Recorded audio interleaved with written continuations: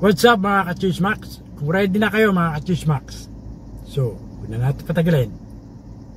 Let's do this. Let's go. Intro. Pasok!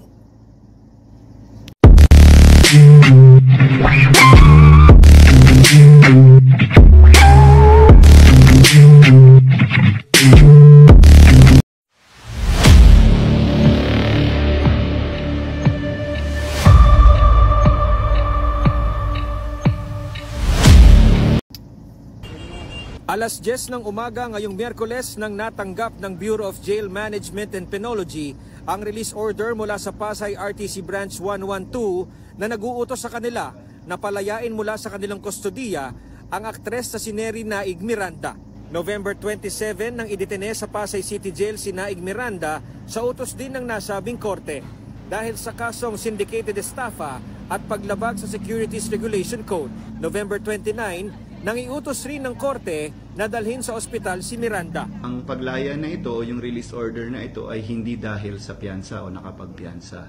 Ito ay dahil sa partially granted motion to quash ng kanyang mga abogado, specifically dun sa kanyang pagkaka-aresto. Usually nakikita ang merito ng argumento ng kanyang abogado na